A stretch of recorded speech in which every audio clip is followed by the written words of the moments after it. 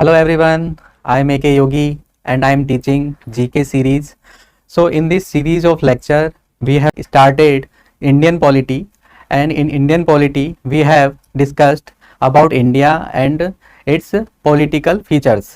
So मैंने आपको last lecture में कहा था कि मैं इंडियन पॉलिटी के आर्टिकल्स और जितनी भी टर्म्स हैं वो आपको सिर्फ समझाऊंगा नहीं बल्कि उनको याद भी करवा दूंगा। तो मुझे अपना प्रॉमिस याद है। तो आज के लेक्चर में हम ये देखेंगे कि कैसे हम बहुत ही आसानी से पॉलिटी के कॉन्स्टिट्यूशन के पार्ट्स और शेड्यूल याद कर सकते हैं। तो हम देखते हैं।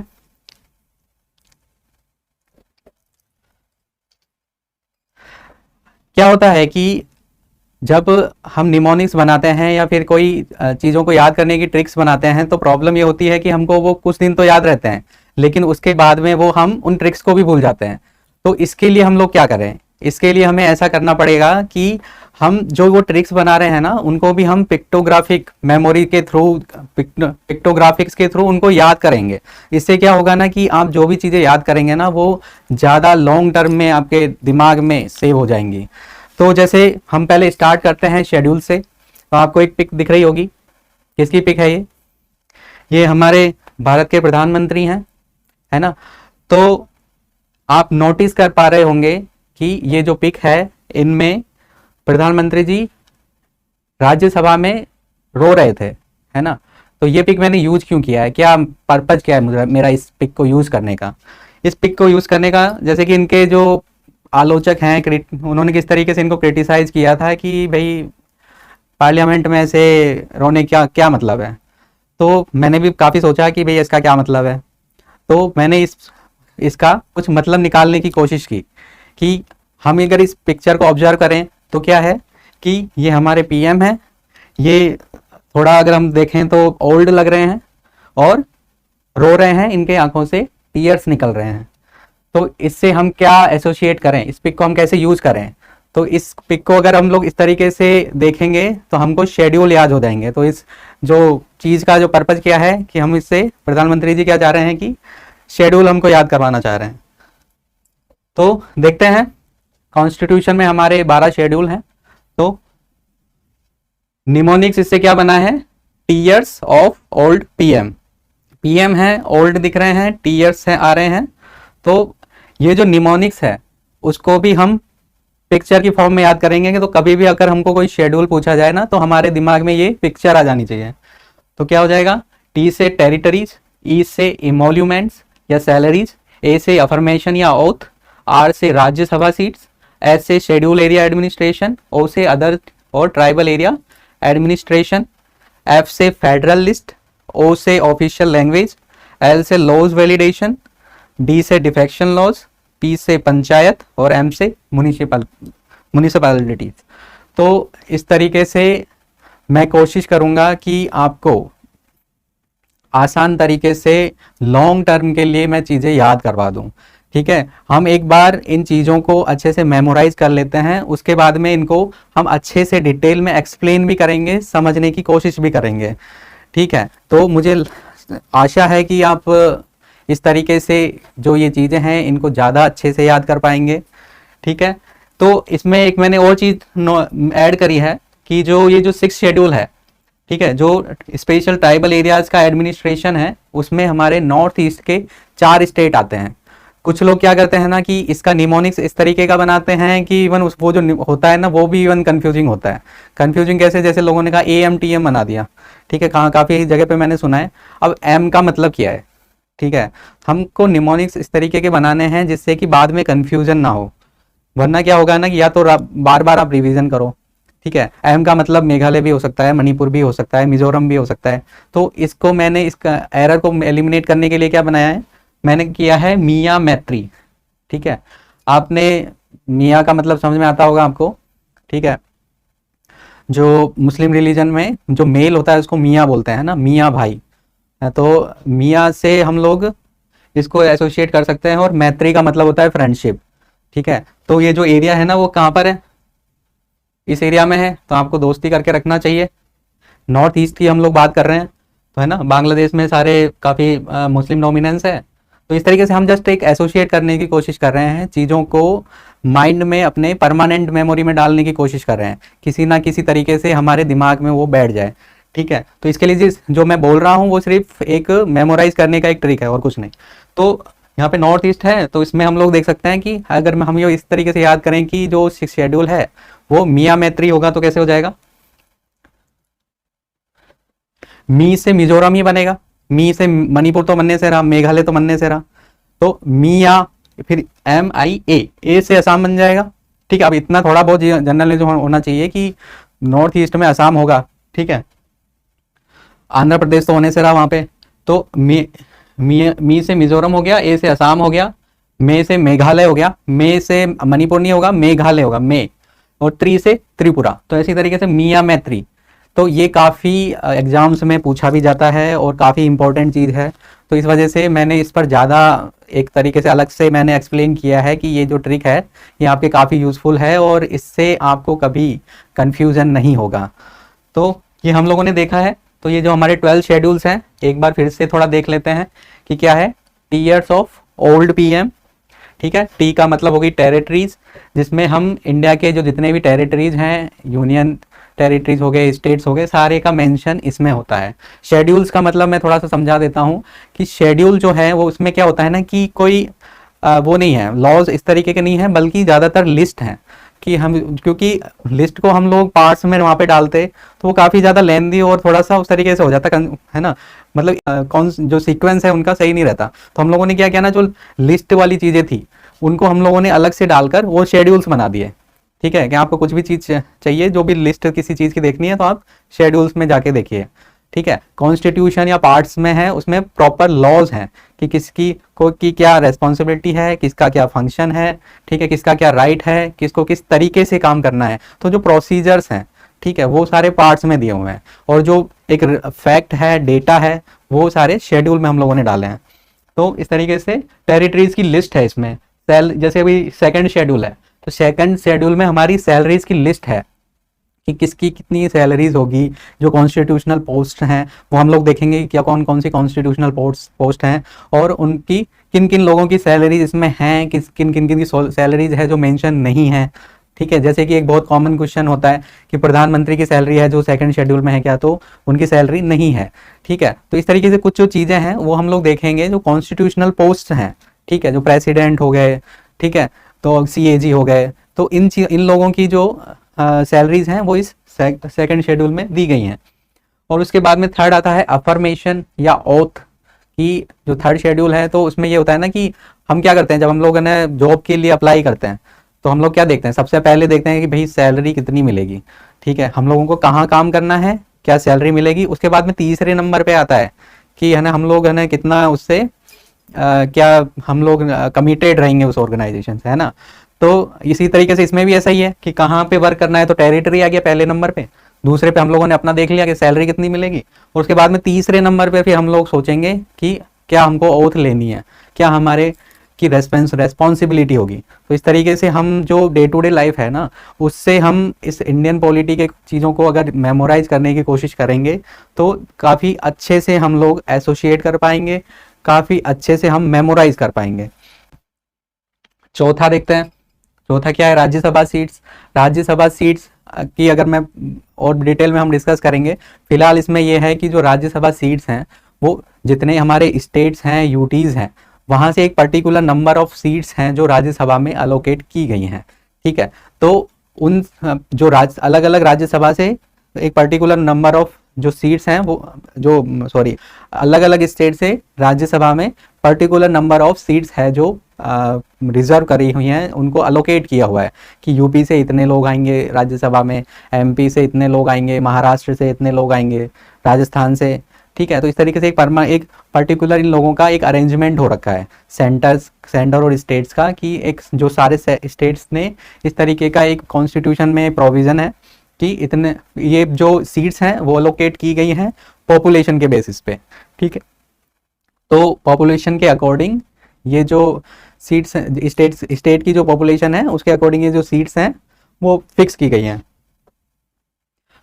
S5 फिफ्थ शेड्यूल देखते हैं। फिफ्थ शेड्यूल का मतलब हो गया कि शेड्यूल एरियाज का एडमिनिस्ट्रेशन है, हर स्टेट में कुछ एरियाज हैं जो सेंटर गवर्नमेंट ने, प्रेसिडेंट ने आइडेंटिफाई किए हुए हैं कि यहाँ पर ये शेड्यूल एरियाज हैं। वहाँ पर क्या होता है ना, स्पेशल एडमिनिस्ट्रेशन होता है।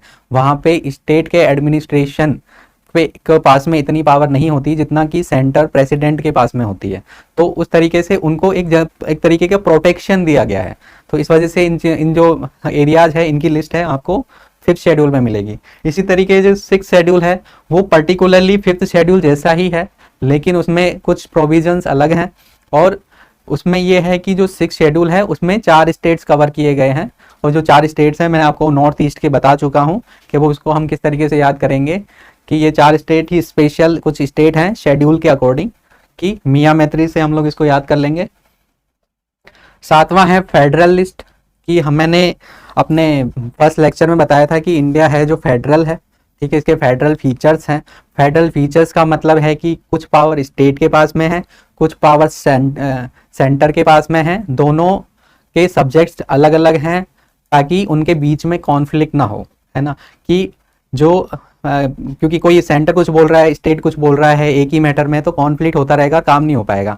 इसलिए हमारे कॉन्स्टिट्यूशन में ये प्रोविज़न है कि हम लोगों ने एरिया बांट लिया है कि इस मैटर में आप बोलना, स्टेट का डिसीजन चलेगा, दूसरे मैटर में सेंटर का डिसीजन चलेगा। तो ये जो मैटर हैं, जो सब्जेक्ट्स हैं, उनका जो डिवीजन है आपको शेड्यूल 7 में मिलेगा। इसी तरीके से 8वें शेड्यूल में लैंग्वेजेस हैं, कि हम लोगों ने आइडेंटिफाई की हैं। इंडिया में कई सारी लैंग्वेजेस बोली जाती हैं, कई सारी बोलियां हैं, ठीक है। लेकिन जो इंडिया के जो गवर्नमेंट है, इंडिया के कॉन्स्टिट्यूशन में कुछ जो लैंग्वेज हैं उनको रिकॉग्नाइज किया गया है, पर्टिकुलरली इनको ये समझा गया है कि ये इंडिया की लैंग्वेज हैं। तो ये जो लैंग्वेज की लिस्ट है, वो जो लिस्ट है वो शेड्यूल 8 में है। इसी तरीके से देखें शेड्यूल 9, इसमें एल से हो जाएगा लॉज वैलिडेशन, ठीक है। ये जो शेड्यूल 9 है वो फर्स्ट अमेंडमेंट एक्ट से कॉन्स्टिट्यूशन में ऐड हुआ था। इसमें क्या होता है कि जो इसमें इस तरीके के लॉज मिलते हैं जो जुडिशियल रिव्यू से परे होते हैं, जिन पर कि जुडिशियल रिव्यू नहीं हो सकता है, इनको इनवैलिड नहीं कर सकते हैं, ठीक है। हम जब इनका कॉन्सेप्ट समझेंगे तब मैं डिस्कस करूंगा कि जुडिशियल रिव्यू क्या होता है। फिलहाल इसमें बस इतना सा जान लीजिए कि जो शेड्यूल 9 है उसमें ऐसे लॉज हैं जिनको इनवैलिड नहीं किया जा सकता। बाद में हालांकि जो कुछ सुप्रीम कोर्ट के डिसीजन के बाद में जो केशवानंद भारती केस के बाद में जो लॉज बनाए गए थे वो भी इसमें इंक्लूड हैं, लेकिन अब उन पर जुडिशियल रिव्यू हो सकता है, उनको इनवैलिड किया जा सकता है। लेकिन उस केस से पहले जो लॉज बने उनको जुडिशियल रिव्यू नहीं हो सकता, उनको इनवैलिड नहीं किया जा सकता है। तो ये शेड्यूल 9 है। शेड्यूल 10 डिफेक्शन लॉज हैं। डिफेक्शन क्या चीज होती है? डिफेक्शन ये है कि जो 90s की जो एरा थी तो उसमें क्या होता था कि कोई पार्टी का एमएलए, कोई पार्टी का एमपी अपने फायदे के लिए, है ना, वो कभी किसी पार्टी में घुस रहा है, कभी किसी पार्टी में घुस रहा है। तो इस तरीके से जो उनका एक पर्टिकुलर गवर्नमेंट फॉर्म नहीं हो पा रही थी, ठीक है। तो ये चीज को रोकने के लिए डिफेक्शन लॉज हैं वो लाए गए थे।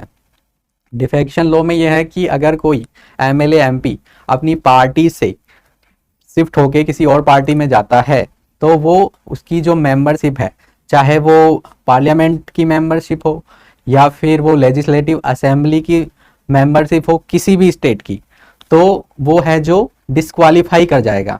इसको भी हम लोग डिटेल में देखेंगे कि कौन कौन से इसमें लॉज हैं, कौन किस तरीके से डिफेक्शन होता है, किसको कंसीडर किया जा सकता है डिफेक्शन के अंडर और किसको नहीं किया जा सकता, वो देखेंगे। उसके बाद में है पी से पंचायत और एम से म्युनिसिपैलिटीज। तो ये जो 11th और 12th शेड्यूल हैं वो बिल साथ में ऐड किए गए थे, ठीक है। तो 1992 में ये जो दोनों प्रोविजन है वो ये दो ऐड किए गए थे। इनमें क्या है, जैसे कि मैंने बोला शेड्यूल में लिस्ट दी गई है, तो पंचायत और म्युनिसिपैलिटीज की जो वर्किंग है वो तो पार्ट्स में दी गई है, उसके लिए हम लोगों ने अलग से पार्ट डेडिकेट किया है, पार्ट 9 एंड पार्ट 9A। लेकिन जो उनके बीच में भी, क्योंकि म्युनिसिपैलिटीज और पंचायत का भी एरिया थोड़ा ओवरलैप है, तो कौन सी रेस्पॉन्सिबिलिटी पंचायत की होगी, कौन सी म्यूनिसिपैलिटी की होगी, इसकी जो सब्जेक्ट का जो डिवीजन है वो 11th और 12th शेड्यूल में दिया गया है। उनकी पावर का जो डिवीजन है, डिस्ट्रीब्यूशन है, वो 11 और 12 शेड्यूल में दिया गया है। जिस तरीके से हम लोग देखते हैं ना, जो शेड्यूल 7 है उसमें पावर डिस्ट्रीब्यूशन दिया गया है स्टेट और सेंटर के लिए, तो इसी तरीके से जो 11 और 12 में दिया गया है पावर डिस्ट्रीब्यूशन पंचायत और म्यूनिसिपैलिटी के लिए। तो इस तरीके से हम देखते हैं कि हम शेड्यूल को नंबर वाइज याद कर सकते हैं, क्योंकि देखिए इंडियन पॉलिटी में सीक्वेंस के तौर पर याद करना है हमें, ठीक है, क्योंकि बहुत बार आर्टिकल्स हैं जो, और ये जो शेड्यूल्स हैं, पार्ट्स हैं, वो इवन कुछ एग्जाम्स में डायरेक्टली भी पूछे जा सकते हैं। और इवन अगर हम लोग एग्जाम की बात ना करें तो एटलीस्ट हमको ये तो पता होना चाहिए कि कौन सा सब्जेक्ट मैटर हमारे कॉन्स्टिट्यूशन में कहाँ मेंशन है, ठीक है। एवरी सिटीजन को कुछ चीज़ें हैं आर्टिकल वाइज याद होनी चाहिए, ठीक है। तो मुझे आशा है कि इससे आपको शेड्यूल्स याद हो गए होंगे। इसके बाद में हम पार्ट्स मेमोराइज करने की कोशिश करते हैं। हमने फर्स्ट लेक्चर में देखा था कि हमारे कॉन्स्टिट्यूशन में 22 पार्ट्स हैं, 12 शेड्यूल्स हैं और 395 आर्टिकल्स हैं। तो जो 12 शेड्यूल्स हैं हम लोग देख चुके हैं, मेमोराइज भी कर चुके हैं। अब हम लोग देखते हैं कि 22 पार्ट्स हैं उनको कैसे मेमोराइज करें, क्योंकि नंबर यहाँ पर बड़ा है, वहाँ पर सिर्फ 12 थे, यहाँ पे 22 हैं। आप अगर निमोनिक्स भी बनाने जाओगे तो भी आपको काफ़ी चीज़ें याद करनी पड़ेगी। आपको निमोनिक्स को कैसे याद करना है फिर वो देखना पड़ेगा। आप चीज़ें एक बार ट्रिक तो बना लोगे, उसको याद भी कर लोगे, लेकिन कुछ दिन बाद वो ट्रिक भी भूल जाओगे, और इवन ये भी भूल जाते हैं कि ये ट्रिक आखिर थी किसकी, ठीक है। क्योंकि हम लोग उसको निमोनिक्स बनाने के लिए एक पर्टिकुलर जो रियल जो टर्म होती है उसको हम लोग चेंज कर देते हैं, फिर लेकिन बाद में प्रॉब्लम ये होती है कि वो चेंज वापस से करने में दिक्कत आती है कि कौन सी चीज़ कहाँ पे थी, ठीक है। हम लोग जनरली क्या करते हैं कि फर्स्ट लेटर उठा लेते हैं किसी पर्टिकुलर वर्ड का, लेकिन फिर बाद में वो जो फर्स्ट लेटर होते हैं वो फिर कंफ्यूज करते हैं। जैसे कि मैंने अगर किसी ट्रिक में ई 2 बार मेंशन किया है, अब हम लोग सोच रहे हैं कि ये जो ई है वो किसका था, ये पहला ई किसका था, दूसरा ई किसका था, ठीक है। तो इस तरीके का कन्फ्यूजन होता है। इस तरीके का कन्फ्यूजन ना हो इसलिए मैंने इस तरीके की टर्म्स को, इस तरीके के वर्ड्स यूज़ किए हैं, ताकि बाद में भी जब आप काफ़ी दिनों बाद में देखें तब भी आपको ये कन्फ्यूज़न ना हो कि इस वर्ड से क्या बनेगा, ठीक है। आपने काफ़ी जगह पे निमोनिक्स देखे होंगे, ट्रिक्स देखी होंगी, लेकिन वो भी काफ़ी कन्फ्यूजिंग होते हैं, लेकिन मैंने जो बनाए हैं उनसे आपको इस तरीके के कन्फ्यूजन्स नहीं होंगे। इसके अलावा और क्या स्पेशल चीज़ रहेगी इन लेक्चर्स में कि जो ट्रिक्स होगी वो भी मैं फ़ोटोज़ के फॉर्म में याद करवाऊंगा आपको, क्योंकि हमारी जो मेमोरी है वो फोटोजेनिक ज़्यादा होती है।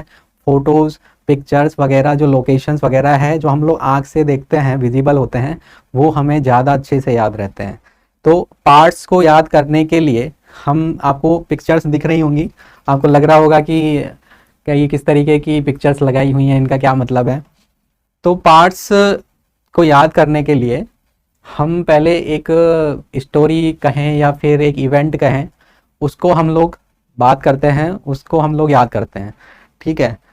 तो आपको कुछ पिक्स दिख रही हैं, ये जैसे यूएस की गर्ल है, ये एरोप्लेन है, ठीक है, चाय है, बिस्किट है, मिठाई है, मैगी है। तो एक स्टोरी की फॉर्म में इसको याद कर लो। स्टोरी की फॉर्म में हम लोग इसलिए याद कर रहे हैं ताकि हम, हमारा जो सीक्वेंस है वो ना बिगड़े, क्योंकि 22 चीज़ें हैं हमारे पास में याद करने के लिए, तो इनका सीक्वेंस बहुत इंपॉर्टेंट है। तो मैंने एक स्टोरी बनाई है कि ये यूएस की लड़की है, इसको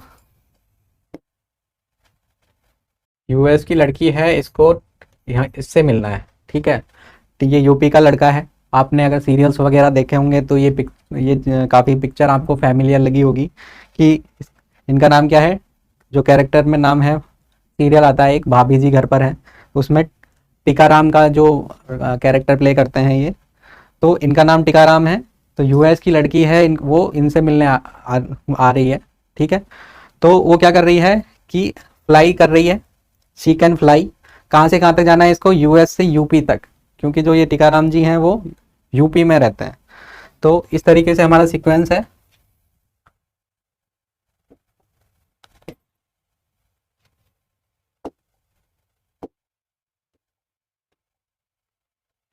कि ये हैं, फ्लाई करेंगी यूएस से यूपी, यूपी में इनके के पास में आकर फ्रूट ट्री के यहाँ पर मिलेंगी, फ्रूट ट्री में। और ये जो खुश हैं, इनके पास में गेस्ट आए हैं, तो ये सर्व करेंगे चाय, टी, फिर इलायची का पार्ले बिस्किट, इमरती और मैगी। तो इस तरीके से ये जो एक मीटिंग है ये आपको देखनी है। आपने ये देख ली, आपको पार्ट्स याद हो गए। कैसे कि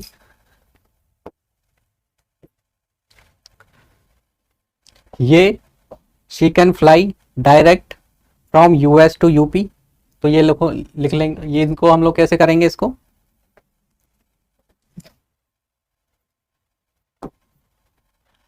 ठीक है। इसको किसी ने बोला कि you can fly direct from US UP. फिर ये फ्लाई करके कहां पे आ रही हैं, मीट टिकाराम, मीट टिकाराम। फिर टिकाराम कहां पे मिलेंगी, फ्रूट ट्री, ये जो फ्रूट ट्री है, फ्रूट ट्री के यहाँ पे मिलेंगी। और टिकाराम क्या करेंगे, सर्व टी। अब देखो, मीट टिकाराम है ना। अगर मैं शेड्यूल वो पार्ट्स के अकॉर्डिंग बात करूं तो पार्ट 1 में यू, पार्ट 2 में कैन, पार्ट 3 में फ्लाई, पार्ट 4 में डायरेक्ट, पार्ट 4A में फ्रॉम, पार्ट 5 में यू, पार्ट 6 में यस, फिर पार्ट 8 में, पार्ट 7 है वो रिपील कर दिया गया है, हटा दिया गया है। तो पार्ट 8 में यू, पार्ट 9 में पी, पार्ट 9A में मीट, ठीक है। उसके बाद में पार्ट 10 में टिका, पार्ट 11 में राम, पार्ट 12 में फ्रूट, पार्ट 13 में ट्री, पार्ट 14 में सर्व, पार्ट 14A में टी, पार्ट 15 में इलायची, पार्ट 16 में पार्ट 17 में ले, पार्ट 18 में इमरती, पार्ट 19 में मैगी, पार्ट 20 में एज, पार्ट 21 में टेस्टी और पार्ट 22 में स्नैक्स, ठीक है। तो आपकी जो ये जो निमोनिक्स है उसको भी मैंने क्या कर दिया ना कि पिक्टोग्राफिक में कर दिया है। तो अगर आपको जब भी 22 पार्ट्स पूछे जाएं तो आप ये अगर याद होगी आपको, अगर आप मैम उसको विजुअलाइज कर पाएंगे तो आपको कभी कंफ्यूजन नहीं होगा, ठीक है। तो एक बार हम लोग वापस से इसको देख लेते हैं। क्या है, you can fly direct from US UP, meet Tikaram, fruit tree, serve elaichi, Parle imarti, Maggi age, tasty snacks, ठीक है। ये जो सारी चीजें हैं वो क्या है, टेस्टी स्नैक्स हैं, ठीक है। सबको मुझे लगता है कि अच्छे ही लगते होंगे, ठीक है। So you can fly direct from US UP, ये जो डायरेक्ट है, अब इसको इससे मिलना है तो डायरेक्ट ही आएगी ना, यूएस से यूपी, डायरेक्ट ये चाइना होके थोड़ा ना आएगी।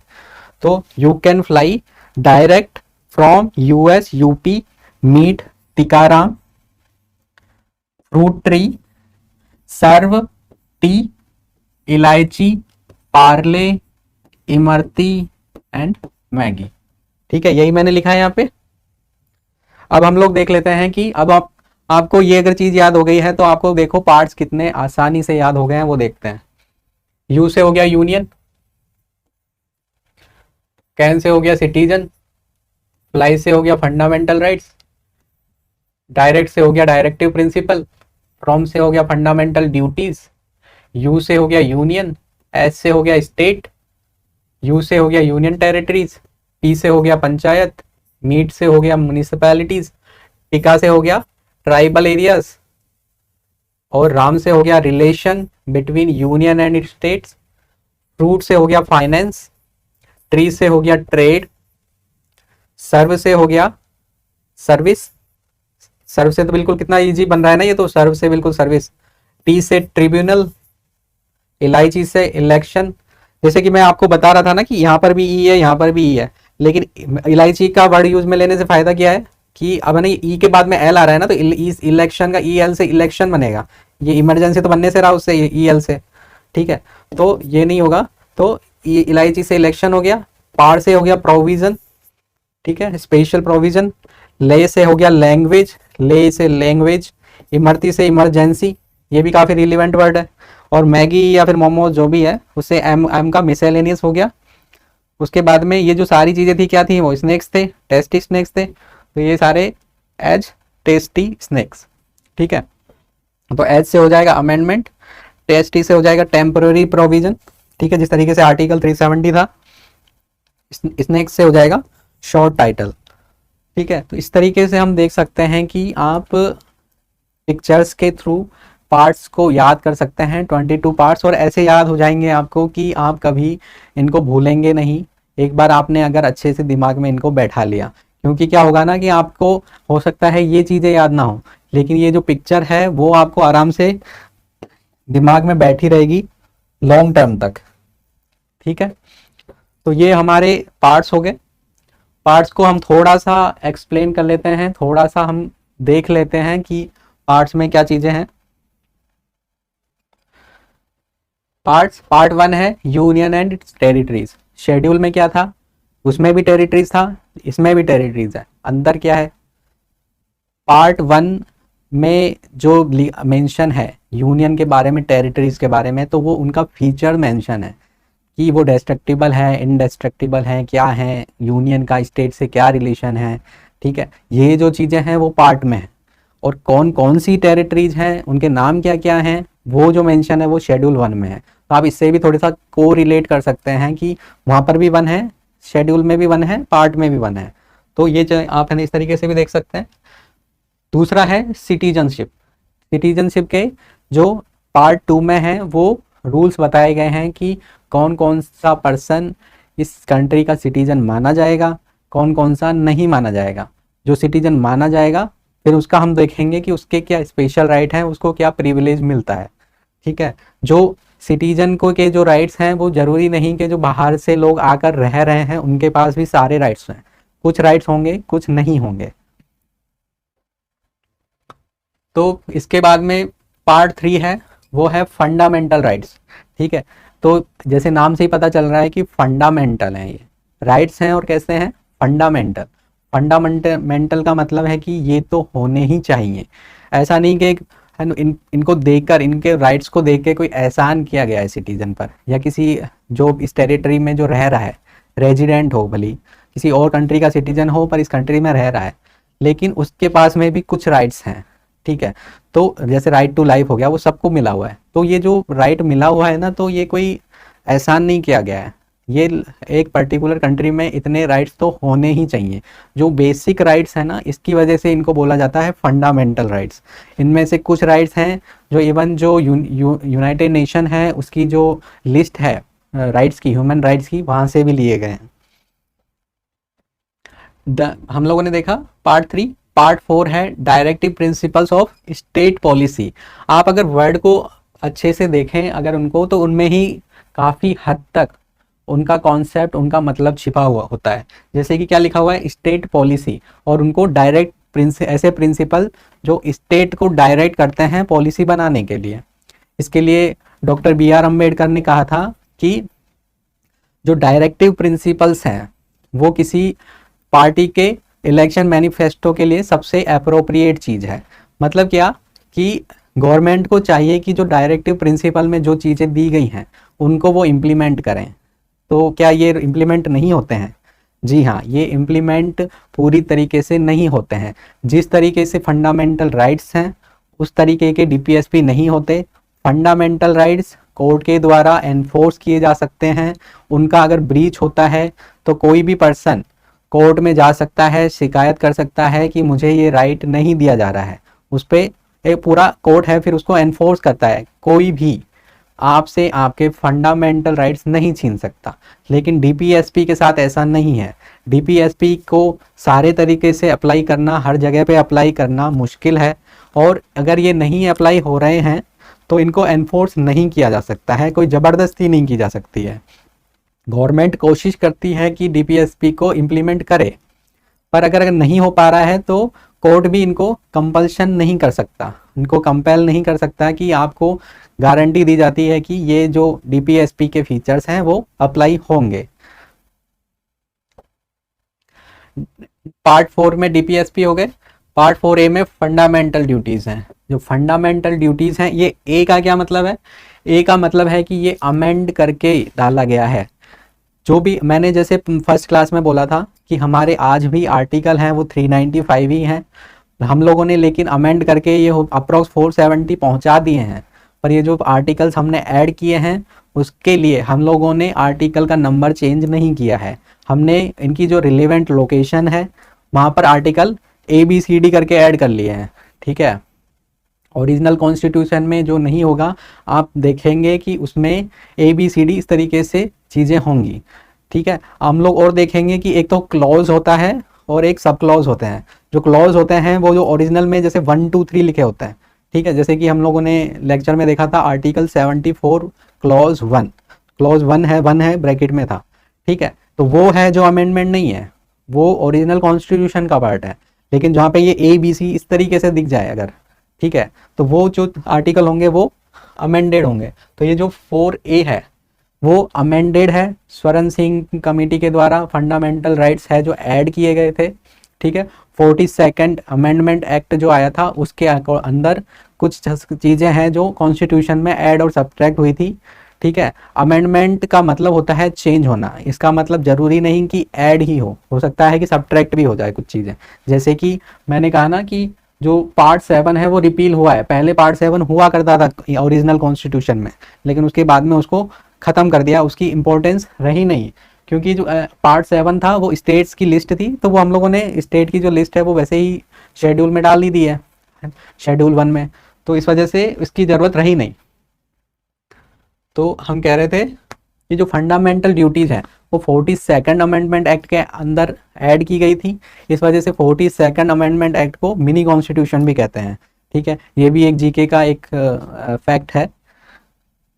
इसके अलावा फिर आते हैं हम पार्ट 5 पर। तो यू से हमारा क्या हो गया, यूनियन। तो पार्ट 5 में यूनियन के जितने भी ऑर्गन्स हैं, जितने भी फंक्शंस हैं, जितने भी प्रोसीजर्स हैं, वो सारी चीज़ें इस पार्ट 5 में दी गई हैं यूनियन की, कि यूनियन गवर्नमेंट आखिर किस तरीके से काम करेगी, किन ऑर्गेनाइजेशन का सहारा लेकर वो वर्क करेगी। ठीक है, तो ये सारी चीज़ें हैं जो पार्ट 5 में दी हैं। इसी तरीके से जो पार्ट 6 है उसमें स्टेट्स के बारे में बताया गया है। ठीक है, जिस तरीके से पार्ट 5 में यूनियन के फंक्शंस वगैरह, पावर वगैरह बताई गई हैं, इसी तरीके से पार्ट 6 में स्टेट्स के बताए गए हैं कि स्टेट को किस तरीके से काम करना है, किस तरीके के ऑर्गन्स होंगे उसमें, वो ऑर्गन्स किस तरीके से काम करेंगे, आपस में किस तरीके से इंटरेक्ट करेंगे। तो इसमें जो ऑर्गन की जब मैं बात कर रहा हूँ ना, तो मैं लेजिस्लेटिव, एग्जीक्यूटिव, जुडिशरी तीनों की बातें कर रहा हूँ। तो पार्ट 5 में यूनियन के एग्जीक्यूटिव भी मेंशन है, लेजिस्लेटिव भी मेंशन है, जुडिशरी भी मेंशन है जो सुप्रीम कोर्ट है।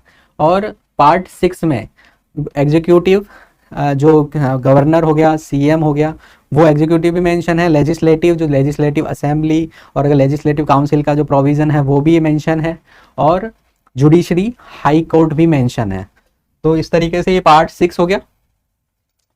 पार्ट 7 मैंने कहा रिपील हो ही गया है। पार्ट 8 है यूनियन टेरिटरीज। यूनियन टेरिटरीज और स्टेट दोनों में अंतर क्या है। जब स्टेट हम लोगों ने इंडिया की जो पूरी टेरिटरी है उसको जब स्टेट्स में डिवाइड कर दिया गया है, तो यूनियन टेरिटरीज का क्या मतलब है, यूनियन टेरिटरीज क्यों बनाई गई हैं और वो स्टेट से किस तरीके से अलग हैं। क्या होता है कि जो स्टेट है उसमें पूरा फुल फ्लेज स्टेट के फंक्शंस हैं, लेकिन बहुत बार क्या होता है कि कुछ जो स्मॉल एरियाज हम लोग कह सकते हैं, इम्पोर्टेंट एरियाज कह सकते हैं, स्ट्रेटेजिक एरियाज हम लोग कह सकते हैं, वहाँ पर क्या होता है कि यूनियन गवर्नमेंट डायरेक्ट रूल करती है। स्टेट्स में यूनियन गवर्नमेंट्स या फिर बोलें सेंटर की गवर्नमेंट डायरेक्ट रूल नहीं करती है। वहाँ पे स्टेट के जो इलेक्टेड लोग हैं, लेजिस्लेटिव असेंबली के जो मेंबर्स हो गए या फिर CM हो गए, उनके जो स्टेट की जो जितने भी जो कॉन्स्टिट्यूशनल मशीनरी है, गवर्नमेंट मशीनरी है, उसके थ्रू रूल किया जाता है, उसके थ्रू उस चीज़ वहाँ की जो गवर्नेंस है उसको कंट्रोल किया जाता है। लेकिन यूनियन टेरिटरीज में स्टेट सेंटर का रोल ज़्यादा आता है, स्टेट का उनको नहीं मिला होता है क्योंकि उनका कुछ ना कुछ स्पेशल फीचर होता है। इस तरीके से जो यूनियन टेरिटरीज हैं उनके बारे में जो रिलेटेड प्रोविजंस हैं, ठीक है, चाहे जो लेफ्टिनेंट गवर्नर के हो गए, ऐसा भी नहीं है कि जो यूटीज़ हैं वहाँ पे सारे यूटीज़ हैं, वहाँ पे कहीं पर भी लोकल गवर्नमेंट नहीं है। वहाँ पर भी जिस तरीके से दिल्ली भी यूटी है लेकिन यहाँ पर CM होता है। तो इस तरीके से कौन सी यूनियन टेरिटरीज के क्या रूल्स होंगे, वो सारे रूल्स हैं जो पार्ट 8 में मेंशन है। ठीक है, उसके बाद में आता है पार्ट 9 एंड पार्ट 9A। तो ये मैंने जैसे कि बताया कि पार्ट 9 और पार्ट 9A है वो ये पंचायत और लोकल गवर्नमेंट का है, ये म्यूनिसिपैलिटीज़। तो वहाँ पे शेड्यूल में हमने देखा था कि वो कहाँ पर ऐड किए गए थे, 11 और 12 शेड्यूल में, और यहाँ पर कहाँ पर हैं, पार्ट 8 पार्ट 9 में और पार्ट 9A में।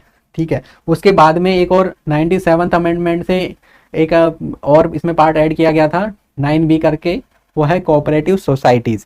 ये कोऑपरेटिव सोसाइटीज़ आपको DPSB में भी देखेगा, और मैं उसको भी वहाँ पर भी मेमोराइज कैसे करना है वो बताऊँगा। तो यहाँ पे हो गया 9B, और पार्ट 10 हो गया ट्राइबल एरियाज़ का, कि भी यानी ये जो शेड्यूल एरियाज ट्राइबल एरियाज हैं वहाँ पे गवर्नेंस किस तरीके की रहनी है।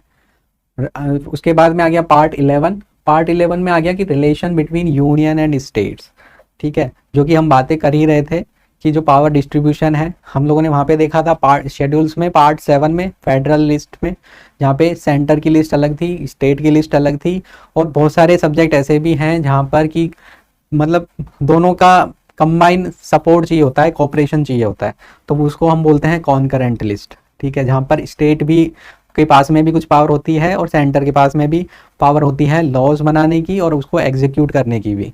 तो वो जो चीज़ है वही चीज़ यहाँ पर भी है कि जो पार्ट 11 है वो बता रहा है कि सेंटर और स्टेट का रिलेशन किस तरीके का होगा। यहाँ पर कॉन्सेप्ट है, यहाँ पर लॉज है, ठीक है, और वहाँ पे सिर्फ लिस्ट है।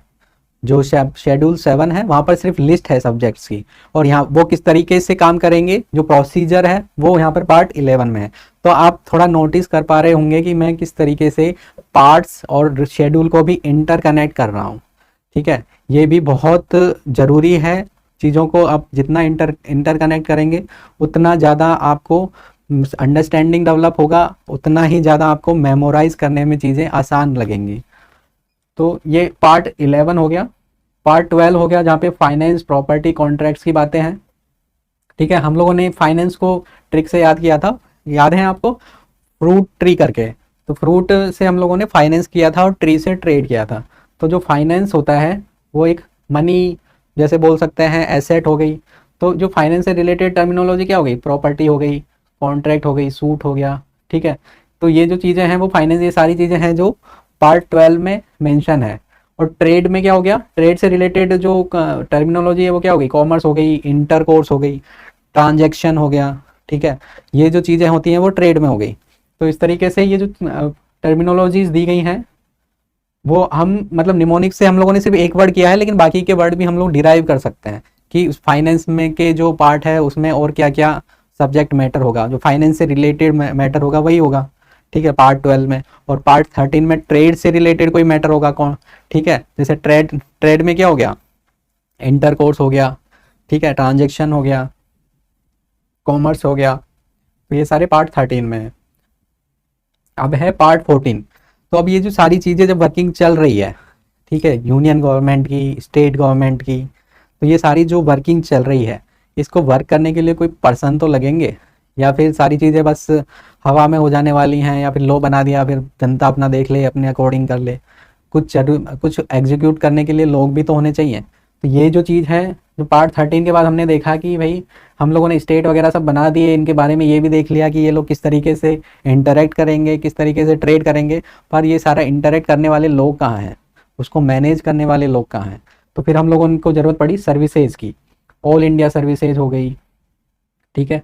तो ये सारी चीज़ें हैं वो पार्ट 14 में आती हैं, कि जो जितने भी कॉन्स्टिट्यूशनल सर्विसेज हैं वो पार्ट 14 में मेंशन की गई हैं। अब ये है कि जब सर्विसेज आ रही हैं, तो जब सर्विसेज आ रही हैं तो ऐसा तो है नहीं कि हम इतने परफेक्ट हैं, 100% एफिशिएंट हैं कि हम लोग जो भी काम करेंगे बहुत ही अच्छा करेंगे, ऐसा तो नहीं होता है। तो क्या होता है कि जब कुछ भी मिस्टेक हो गई, कुछ भी एरर आ गया, या फिर विलिंगली आ गया या फिर अनविलिंगली आ गया, जो भी चीज़ें हैं उनको रिजॉल्व कैसे करेंगे हम लोग। वरना क्या है ना कि सिविल सर्वेंट्स तो हम लोगों ने अपॉइंट कर दिए, लेकिन वो क्या अपनी मनमानी करेंगे, कुछ भी करेंगे, किसी भी तरीके से करेंगे, ऐसा तो नहीं होगा। तो इसके लिए हम लोगों ने मैकेनिज्म बनाई है, उसको बोलते हैं ट्रिब्यूनल्स। तो ट्रिब्यूनल्स में क्या होता है कि जो एडमिनिस्ट्रेशन से रिलेटेड जो भी चीज़ें हैं, कुछ भी कॉन्फ्लिक्ट हैं, तो वो कहाँ पर रिजॉल्व होंगे, वो एक पर्टिकुलर बॉडीज़ जो हैं वो हैं ट्रिब्यूनल्स। तो ट्रिब्यूनल्स एक तरीके के क्या हो गए, जुडिशियल काइंड ऑफ बॉडी हो गई, इनको बोलते हैं। इसलिए इनको ये भी कहा जाता है कि एक ऐसी बॉडीज़ हैं क्वाजी जुडिशियल बॉडीज़ हैं। तो ये ट्रिब्यूनल्स हैं, इनमें काफ़ी सिविल सर्वेंट भी होते हैं, कोर्ट के जो जजेज हैं वो भी होते हैं। तो ये हो गया आपका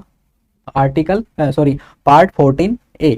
इसके बाद में आता है कि हम लोगों ने ये देख लिया कि सारी चीज़ें कि वो स्टेट क्या है, यूनियन क्या है, ऑर्गन्स क्या है, सर्विसेज क्या है। लेकिन अब इनमें इलेक्शन करके भेजना भी तो है, सिर्फ बॉडी बनाने से थोड़ा ना काम चलेगा।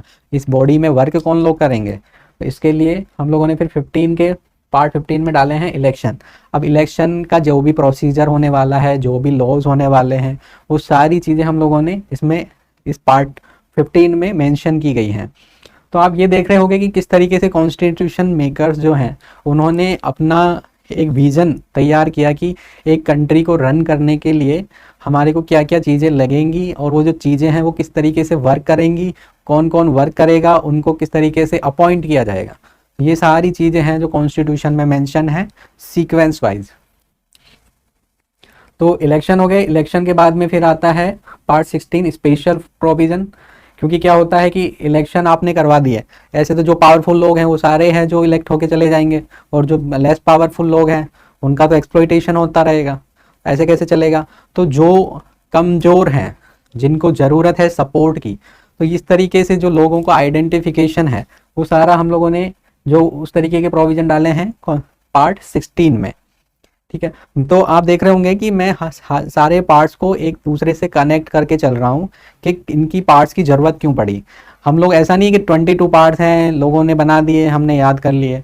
इन पार्ट्स का कुछ मतलब है, इनका कुछ सिग्निफिकेंस है, इनकी कुछ इम्पोर्टेंस है। ऐसे ही नहीं बनाए गए हैं कि पार्ट वाइज सब मेरा मन किया ये पार्ट भी डाल दो, अच्छा ये पार्ट भी डाल दो, ये आर्टिकल भी डाल दो। तो ऐसे कोई कॉन्स्टिट्यूशन मेकर ठाली नहीं बैठे थे कि वो जो कुछ भी बना के दे दिया है। इस पर बहुत ज़्यादा थॉट्स हुई हैं, बहुत ज़्यादा इस पर रिसर्च हुई है। ठीक है, अप्रोक्स 2 ईयर्स से और ज़्यादा का इसमें 2 ईयर 11 मंथ तक का इसमें टाइम लगा है। तो इतना आसान नहीं था ये कॉन्स्टिट्यूशन बनाना। तो हर पार्ट की एक अपनी सिग्निफिकेंस है। तो इस तरीके से देखते हैं पार्ट 16। पार्ट 17 में देखें कि हम लोगों ने इलेक्ट कर लिए लोग।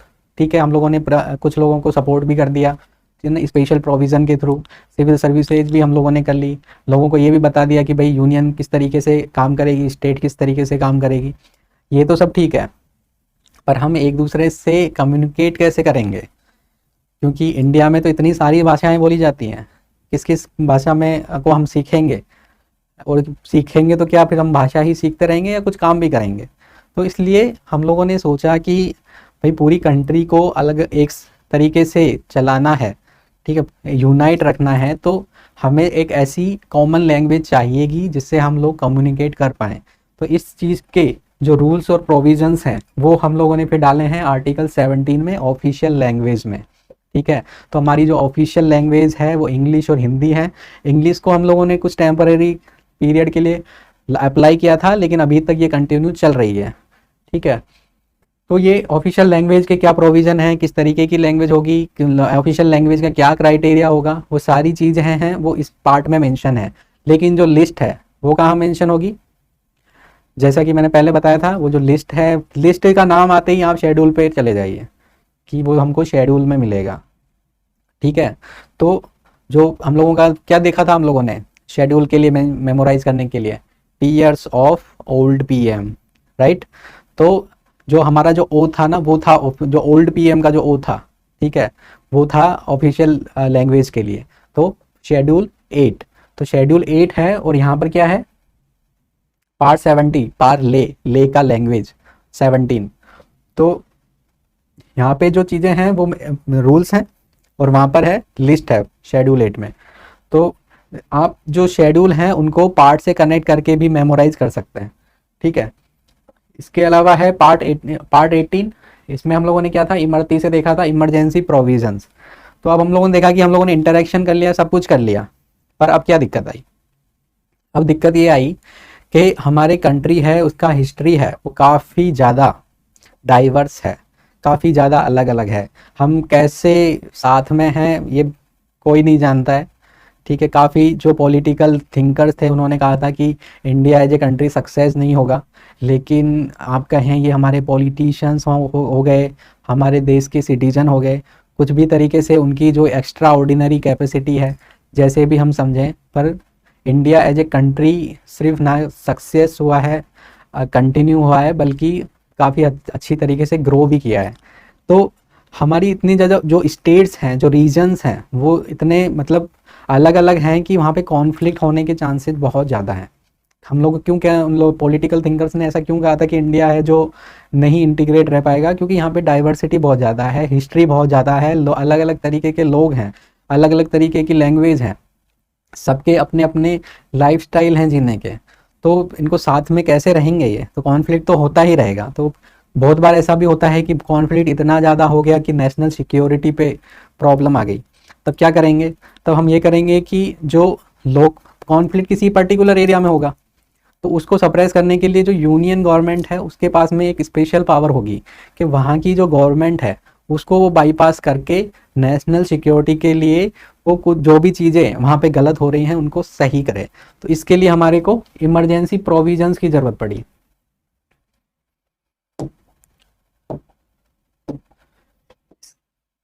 तो इसके लिए हमको इमरजेंसी प्रोविजंस की जरूरत पड़ी। ऑफिशियल लैंग्वेज में देख लिया ना, हम लोग एक दूसरे की लैंग्वेज समझने लग गए, एक दूसरे की जब हम लैंग्वेज समझने लग गए तो हम लोग फिर एक दूसरे के जो कॉन्फ्लिक्ट्स है उनको भी समझने लग गए, उनको लड़ाई करना भी समझने लग गए कि भी हाँ ये मेरे को गलत बोल रहा है, मैं इसको गलत बोलूँगा।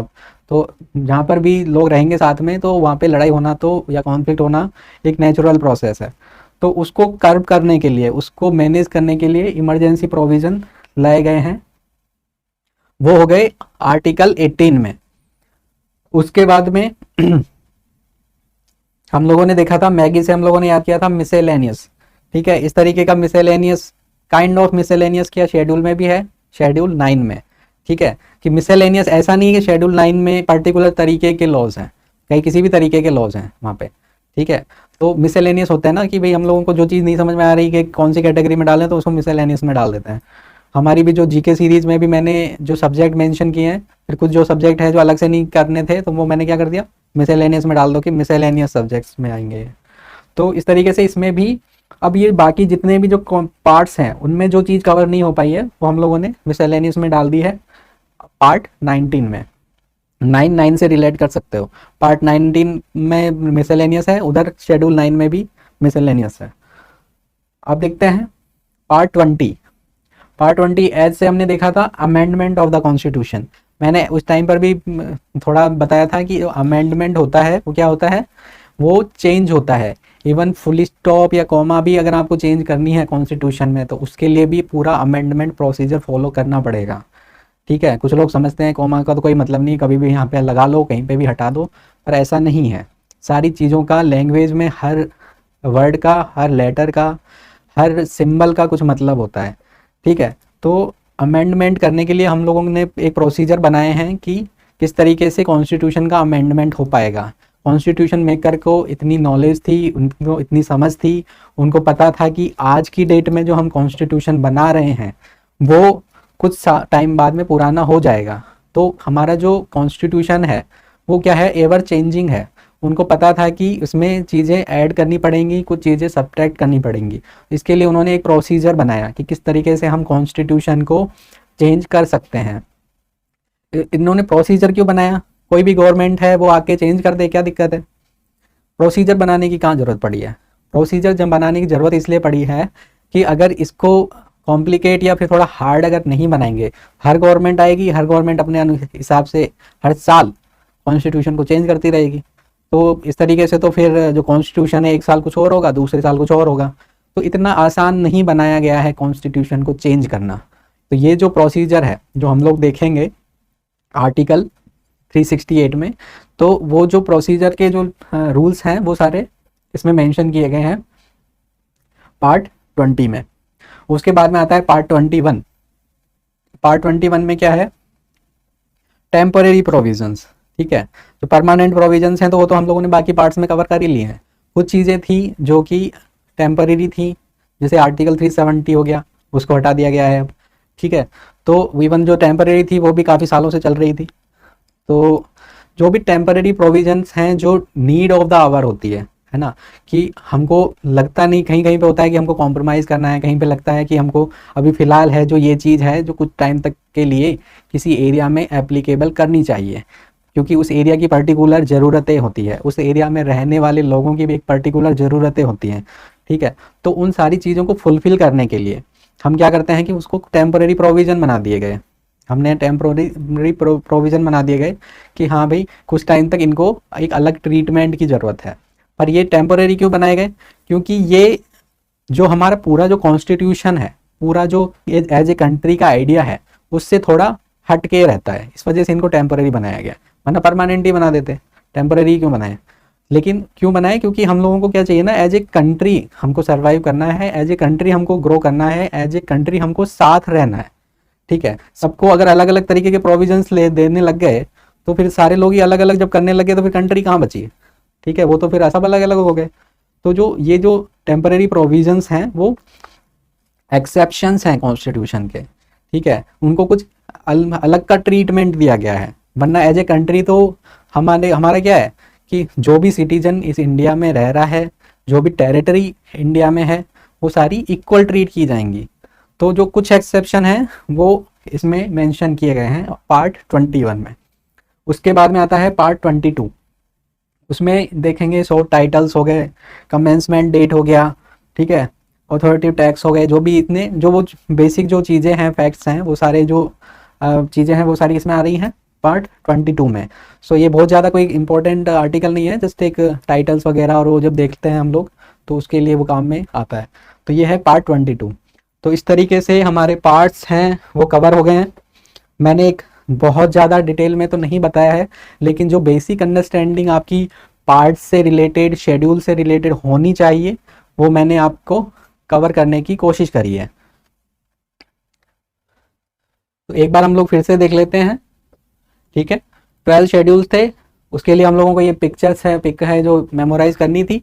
उसमें ये हो गया 12 शेड्यूल्स हो गए, जिसमें लिस्ट मेंशन है tears of old PM, T से टेरिटरी, ई से एमोल्यूमेंट सैलरीज, ए से अफर्मेशन, आर से राज्यसभा सीट्स, एस से शेड्यूल एरिया एडमिनिस्ट्रेशन, ओ से अदर या tribal schedule area administration, F से फेडरल लिस्ट, यूनियन, कॉन्करेंट और स्टेट, ओ से ऑफिशियल लैंग्वेज, एल से लॉज वैलिडेशन, डी से डिफेक्शन लॉज, पी से पंचायत और एम से म्यूनिसिपैलिटीज। ठीक है, 6 शेड्यूल था, उसके फिर हम लोगों ने 4 स्टेट देख लिए थे मियाँ मैत्री करके, मी से मिजोरम, ए से असम, मे से मेघालय और टी से त्रिपुरा। और फिर ये पार्ट्स हो गए, उसके लिए हम लोगों ने ये पूरी एक स्टोरी तैयार की गई थी उसमें से, ताकि हम लोगों का सीक्वेंस ना बिगड़े। और इस स्टोरी से हम लोगों ने देखा था कि कैसे हमारा सीक्वेंस ये निकल के आया, ताकि हम लोगों को वो चीज़ें याद हो सके। जैसे कि वापस से देख लेते हैं, you can fly directly from US UP, meet Tikaram, fruit tree, serve tea, इलायची, Parle, imarti, Maggi age tasty snacks. तो part 1 union territories, 2 citizenship, fundamental rights, DPSP, fundamental duties, union, states, union territories, panchayat, municipalities, cooperative societies, schedule and tribal areas, relation between union and states, finance, trade, services, tribunal, election, special provision, language, emergency, miscellaneous, amendment, temporary and short title. तो मैंने ये अभी last 5 minutes में पूरे lecture से हम लोगों ने क्या सीखा, क्या मेमोराइज किया, तो इसका हम लोगों ने देख लिया है। एक समरी मैंने आपको दे दिया है। तो मुझे लगता है कि इस लेक्चर के बाद में आपको पार्ट्स याद करने में, शेड्यूल याद करने में काफ़ी आसानी होगी। तो होप आपको ये वीडियो इन्फॉर्मेटिव लगा हो, यूज़फुल लगा हो। Thank you.